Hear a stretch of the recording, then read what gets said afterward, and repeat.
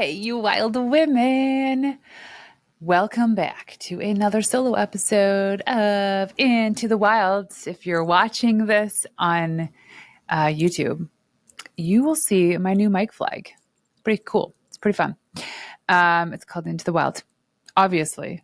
And I've been, it's funny. It's a funny thing about trying to get these things because they were shipped and we didn't get the notice on the door. And talk about playing nice is sometimes you got to put your foot down and demand for the things that are rightfully yours. In this episode, we're going to talk about how being damn nice is actually ruining you and sabotaging your success. What if I told you that your niceness isn't actually kindness? Or that maybe being too nice is not being selfish? Or that if your clients pay you, or the clients that actually demand the most and pay the least are the worst ones to have. I've got stories on that. Your mother may have been wrong, that being a nice girl or a yes girl is actually to your detriment, that you'll get underpaid, underserved, undervalued, disrespected. You won't be seen as much. Do you believe that to be true? Because I know it's true. You can be a kind human being. You can have so much love in your soul, but sometimes playing nice all the time is to your detriment. You might butt up against the ceiling of niceness where you can't go past it, because going past that ceiling means that you are demanding for the things that you need and you want, and you're too damn afraid to ask for it. In this episode, we're going to deconstruct why this is, but most importantly, how you get past it. I've got a story for you. When I ran my PR agency Onboardly years ago, we were doing really well. And I loved those days and fast growth. But let me tell you, we were saying yes to some of the worst clients just for the paycheck. And there was one client, they were a SaaS company. So software as a service, they were a funded tech company. They wanted to get some PR and some buzz around their funding round and some other things that they were launching. But they misunderstood how, like, the timelines of PR and how most wins don't come in from day one, unlike advertising, where you can publish an ad and you'll see the analytics right away. For public relations, it takes weeks and months sometimes. I've had clients where we worked together for a year and we were still getting yeses and still landing massive media hits for them months after we stopped working with them. So the big mistake we made was not setting those expectations, or we did, and they just didn't believe that would be true for them. Long story short, I kept playing nice. We kept doing the work. We were grinding. We had timestamps for all the work that we did. Everybody on the team was demanded to record the amount of time that they worked on their file, as in using a time tracker for all their tasks. And despite all the work, all the effort, we were just getting a trickle of wins. And so we went back to the drawing board, we repitched the angle, we repitched the story, and they started saying things like, "We thought you were good at this. We thought we hired the best in the world. We're paying you all this money. You're telling me after 2 weeks, your angles aren't working, your stories aren't working. We thought you were the best."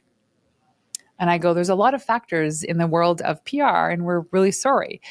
It went on and on. The first month, they didn't pay their bill, and we were net 0 days. Actually, this was right before we decided to be net zero. So net zero is when you charge the beginning of your work. And this went on. So we roll into month 2 and we're getting some wins. It's a trickle, but everything we're doing is, they can see everything that we're doing. And this is us also like pulling the levers of some of the most incredible contacts in the media space. Lesson learned on not to give up those relationships for people that are not treating you very nice. But then I got to the point where it's like month 2, they still haven't paid. And I was following up and I finally had to call them. And I said, you're 2 months delayed on these invoices. And not telling them this, but what I know in the world of accounting, especially in business, when it comes to chasing invoices, there's this saying that goes 30, 60, 90 gone, meaning after 90 days of an invoice being past due, it's often very hard to recoup as a small business owner. Anyway, so the pressure was on because I was trying to make sure that they paid their bill because we're doing the work, and I understand what they're paying for. They're paying for the wins, but really public relations is more than that. There was messaging and positioning and media lists and pitching and following up. And people that said, yeah, we'll cover you in the spring issue, or, in 6 months, we're talking about that topic. We'll talk about it then. So all these things they weren't paying. So when it came down to it, push came to shove, I was like, I'm not being nice girl Renee anymore. And I called them up and I said, listen, we had an agreement and your agreement was to pay us. And it was something so nominal at the time. It was like $3,000 a month. Well, you were guaranteed us the $3,000 a month. And this was the work we promised and you haven't paid up. We're not going to charge you for late fees, but can we get this money? And I'll tell you what, we will stop our contract now and you only owe me for the 2 months, because we had already been well on our way into the third. And they pushed back and they pushed back and they were such poop heads about it. And they finally say, we'll pay you like 30 cents on the dollar. So essentially for every dollar they owed me, they would only pay 30 cents. And at this point, it's not like we needed the cash, but it was out of principle. And I was polite and kind, but I wasn't nice in that I was, hey, you owe me this. We're going to send the invoice again. Can you please pay? Just click the button. We put it all together, one invoice, and they finally paid. And I will tell you, karma is a bitch, and it came back to them. It's a story for another day. And the other thing too, like the other story I wanted to share on this, like being nice, they took advantage of that. All these lessons learned in all of these years of being so nice catches up to you, to the point where I get to the point where it was so easy for me to say no to people, or to not backpedal, but then to like come to realization that maybe there were certain partners that I didn't want to work with. One was a meal partner that we were going to work with for the Pink Skirt Project 2025. And it just didn't feel right. There was something off about it, but it was Anita's connection. I was like, okay, we'll entertain the idea. And we said yes. And they wanted to come in as a sponsor. And I thought this was great. We're going to save money providing great meals to the people that were attending and the speakers. But there was still something that just felt off.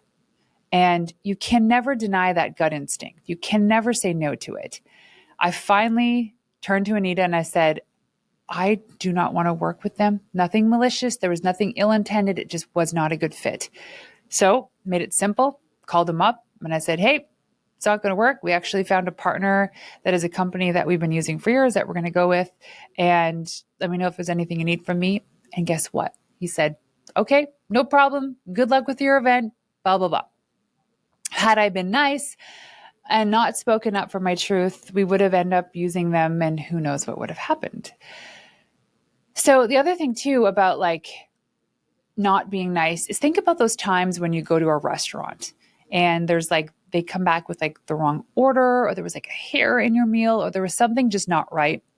How many times do we just not say anything because we don't want to bother the other person? But you show up to have an experience, to have a nice meal. You have every right to say, hey, listen, there's a hair in my meal, or I didn't order the chicken, I ordered the steak, whatever it is. It'll take a little extra time, but it's their mistake that they need to make up for. So speak up for yourself. Stop being the nice person. Demand for what you want. Here's where we show up with these massive roadblocks in terms of actually asking for what we want. See, being nice, like again, I want to distinguish between being kind, being respectful, being heard, being seen, and being nice. Because you can be kind and you don't have to necessarily be nice. Nice is often like you're just judging the situation. You're avoiding what you really want. You're not asking for what you want. Kind is like, hey, can I please have the chicken? I ordered the chicken and you served me steak. Can I please have a new meal? That's it. And that's being kind, but you're asking for what you want. Where women particularly show up in these situations where they're faced with unprecedented or really awkward circumstances is the fight, flight, freeze, or fawn mode. From birth, we're told to be the good girl, don't be bossy, share nicely. We tend to, as women, we've evolved to prioritize social harmony for survival, especially so that we don't become the outcast in our village, that our needs often go unmet in favor for maintaining harmony. Because in those moments when you kindly demand for what you want, someone will call you a nasty name. It's like this ancestral programming that's being cast out from the tribe, which that cast out meant death. And we are still programmed to think that if we are the outcasts because we're too demanding, that we will die. Isn't that crazy? In today's modern age, like we still think because of our mammalian brain that we will die. Today, this means that your nervous system still thinks that disagreement equals danger, or that disagreement means that you're a bitch, or that disagreement means that you're selfish or lazy. Isn't that crazy? But the double standard is that a man can ask for the same thing, and he's a man of conviction. He knows what he wants. He's going for what he wants. So I just urge you, women, because more women set the standards, follow their dreams, stop being so damn nice. You're setting the precedent for the next generation to come in and of women asking for what they want, demanding for their needs, just like men have historically. There's this socialization layer too, right? That we talked about, like the assertiveness of men as leaders. We are internalized that our value comes from being agreeable and helpful. We're the yes girls. I know a lot of women who are in roles in their lives they don't want to be in because it's the expected role. It's a standard role. I have friends, and this is no disrespect for anybody that loves this, that, oh, I'm just going to put this out there. Also, again, if you're offended by this, that's your problem, not mine. The stay-at-home mothers. I have family and friends that are stay-at-home moms that absolutely hate it. They tell me they don't tell anybody else. They don't tell their husbands. They don't tell their kids, their moms, their community.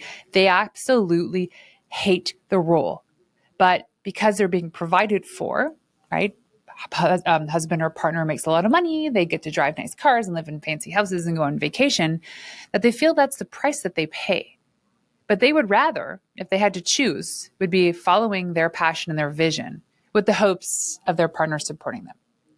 So they're not demanding for the things that they want because they just want to be the yes girl, the nice girl, because it's just easier for them to get something they don't like than to be faced with a disagreement or a tough conversation, right? The nice girls are the ones that avoid the tough conversations. They go to the grave, not living the life that they want to live. Is that you? DM me on Instagram, Renee_Warren, because we will chat and I will help you build the mindset to get out of that. So what perpetual niceness costs you in your business? You're undercharging, you're not setting boundaries. There's scope creep in the agency world where the client says, I want this and I want you to add this and this and this, but I want to pay more for it. Right? And you're like, yeah, okay, well, because you're a great client, we'll just allow you to do this. It allows you to say yes to bad clients, to bad partners, to bad employees. The nice girl over here, me, got sued for wrongful dismissal because of finally, after 2 years of agonizing pain of employing this one woman, because I was like, I understood she was allergic to everything under the sun. And she was just so mean and frustrated, but the most experienced, that I stopped coddling her. And I said, your position here is no longer available because I don't accept that energy in my space anymore. The nice girl was gone. Bye-bye. And what do I get? So now I have this correlation between putting my foot down because I was setting standards and getting sued. And it took me a while to get over that. And now I'm over it. And I understand this happens to a lot of people, that people sue, people get upset, they demand things that are just absurd. But the nice girl showed up. If the nice girl wasn't there, we wouldn't have gotten this far. So I suffered through not only 2 years of having employed a very unhealthy human being, with also paired with being sued. And that was a deep reflection point for me, that this nice girl energy is keeping me stuck. It's holding me back. It's affecting my team. It's affecting my clients. It's affecting our growth. No longer. She's gone. Bye. Nice girl gone. Kind, safe, loving, caring woman is here. Always, always here. but I will not be taken advantage of. And I hope that for you too. So when you're authority building, right, you're building up this visibility, people are seeing you, they're watching you on YouTube or on other podcasts. The problem with the nice girl is that you're not pitching yourself to these shows because you don't want to seem too pushy, like, hi, look at me. You're downplaying your knowledge and your expertise. You don't want to be recognized. You're deflecting compliments and opportunities because you don't want the spotlight to be on you, because you want to be the nice girl. You can't be the one that takes up the spotlight. Competition, you're helping your competitors more than you're building your own brand. Does that sound familiar? It's time to stop this, okay? The compound effect is that every yes to others is a no to your own growth. And we know this statistically, that women-owned businesses make about 44 to 58% less revenue than male-owned businesses. Sure, they had a leg up and they had a lot of time ahead of ours, but we're also not demanding these things. We're also not taking the chance and asking the tough questions and saying no. So if you do the math, if you undercharge by 30% and over-deliver by 50%, you're working 20% for free. 20% less of your worth. So don't do that anymore. And people question, like, what does undercharge mean? How much should I price my items? Well, sure, look at your competitors, but also look at your value, your expertise, the quality of your products or services, how you show up for your people, how quick you are in replying to messages, whatever it is that you do. How you set the standard for yourself is how you're going to do the math to make sure that you're making money and you love what you do.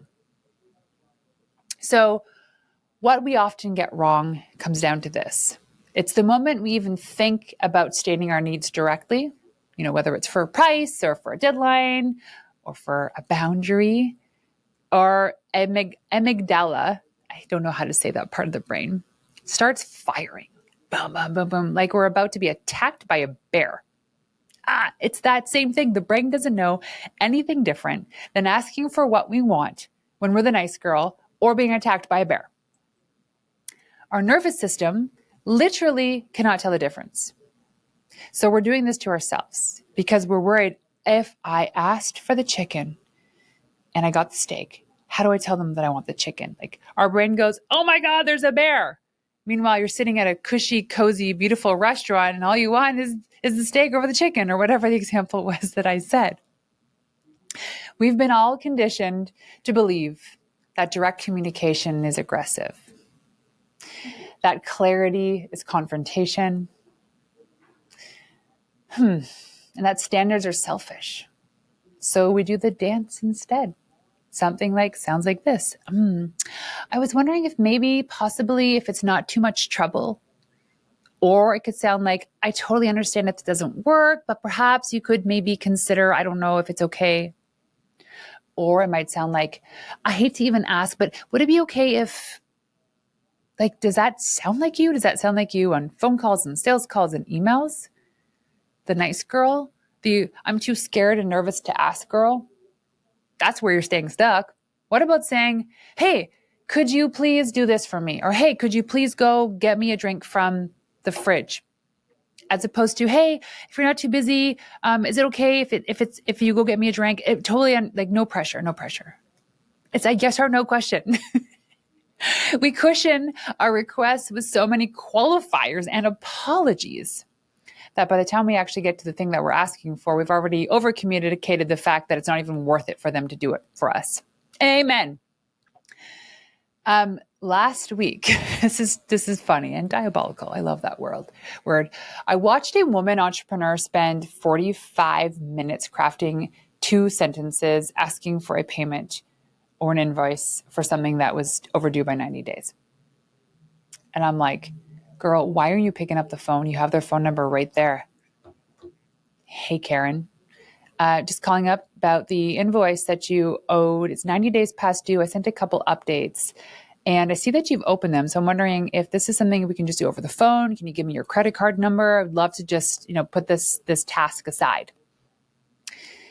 The hardest thing to do is the most direct thing to do, which takes the least amount of time. When you think about it from a 30,000 foot view, it actually has the least resistance. Because the least resistance is they're going to answer the phone, you're going to talk to them. The email back and forth, or just keep on sending the invoice reminders. How do you know if it's not going to their junk mail? The hopes of them just paying for it and like the whole issue being a wash? No. Cut to the chase, ask for them to pay the bill. So this survival programming is literally killing your business. We're running businesses like we're running from bears, or like we're running for the prom queen. Like we want to be the cutest, prettiest, most put together, as opposed to, again, asking for what we want and trying to run a goddamn empire. Your need to be liked is costing you more than any recession, any competitor, or any market downturn we've ever experienced. We literally sacrifice our success on the altar of likability. So screw being liked and demand being respected. The worst part is that people who pay the least demand the most. And you know what? They don't even like you. So screw them anyway. They're just exploiting your need to be liked.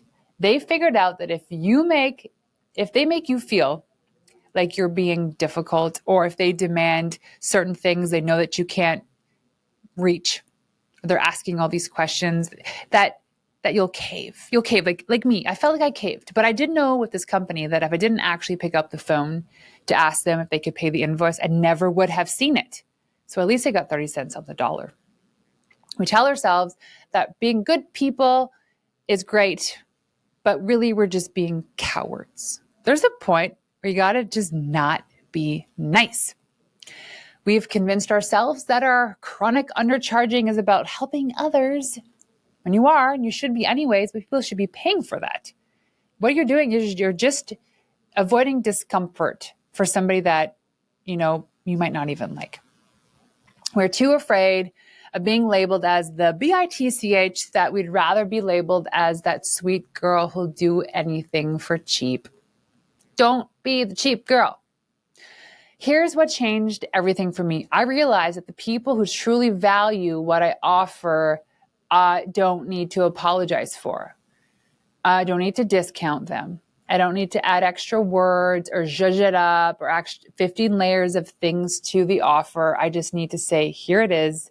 It's for you, yes or no. The right clients, the right customers, they don't want you to be nice. They want you to be excellent at what you do. They want you to be the expert, the best in the world. They want you to be the lead, to be the queen, building the empire that there's no apology attached to. And listen, I'm not here to tell you that it's easy because, gosh, when you first start having these tough conversations, it's so tough. But you are actually rewiring decades of people-pleasing programming. It's almost like performing surgery on yourself. But here's what I know for sure. Every boundary that you set is deposited in your self-worth bank. And every no that you say is creating this boundary, but it's also allowing you to say yes to the right things, right? Steve Jobs says he's more proud of the things they said no to than the things they said yes to because it's so easy to say yes. Stop being so damn nice. Start being successful instead. Success demands somebody who has a standard with conviction, can say yes or no and moves on. They don't get offended. They don't take things personally. They don't care what other people say about them. We don't have to apologize for the things that we want. We don't have to apologize for asking to take time away from our schedule to come to Kelowna on July 9th and 10th for the Pink Skirt Project Summit. We don't have to apologize for wanting to take some resources away from our business to sign up for the Society, which is our annual coaching program. You don't have to apologize for demanding for the things you know will help you level up. If you want to join us at our event, or if you want to join us in our incredible coaching program called the Society, go to thepinkskirtproject.com. Check it out. Wherever you land, I hope to see you either in the room on July 9th and 10th or a face on Zoom in our coaching program, which we have tripled since we started only a month ago. And as always, if you have any questions, comments, you want to double click on something, please direct message me on Instagram, Renee_Warren. Until next time, ladies, peace out.